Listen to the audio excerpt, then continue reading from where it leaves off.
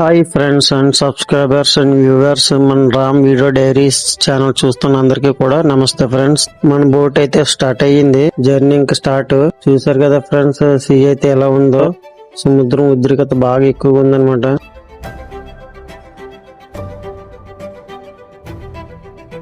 అందుకే ఇప్పటి వరకు అయితే బోట్ వెయిట్ చేసింది.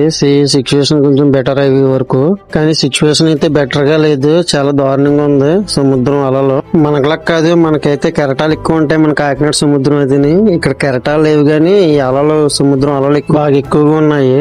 బోట్ వెనక్కి తిప్పేస్తే బాగుండి అనిపిస్తుంది. ఎప్పటికప్పుడు పోర్ట్ నుంచి శాటిలైట్ ద్వారా అయితే రిపోర్ట్స్ వస్తూ వెళ్తూ ఉంటాయి. దాన్ని బట్టి అయితే వీళ్ళు బోట్ జర్నీ అయితే చేస్తూ ఉంటారు. కడుపులో అయితే తిప్పేస్తుంది, లోపల ఉన్నదంతా బయటకు వచ్చేసేలా ఉంది. అందరూ ఇంకా దాన్ని భరించలేక పడుకున్నారు అలాగా. కళ్ళు మూసుకుని బోట్ పొజిషన్ బట్టి మనం వెనకలా పడుకుంటే కొంచెం బెటర్ గా ఉంటుంది.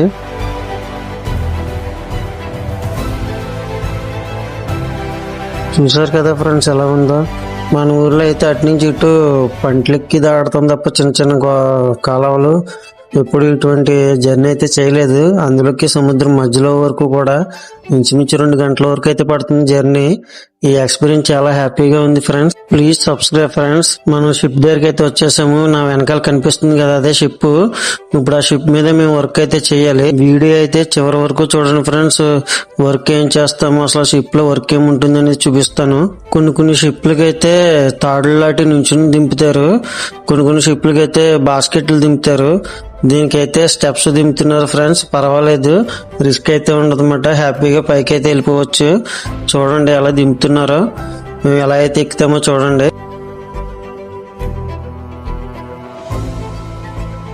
వీడియో అయితే చూస్తున్నారు కానీ ఫ్రెండ్స్ సబ్స్క్రైబ్ అయితే చేసుకోవట్లేదు. Please subscribe and bell icon click చేయండి. నేను చేసే ప్రతి వీడియోస్ కూడా మీకు నోటిఫికేషన్ ద్వారా అయితే వస్తాయి. బోట్ ని అయితే షిప్ దగ్గరికి అయితే తీసుకెళ్తున్నాడు స్టెప్స్ ఎక్కడానికి.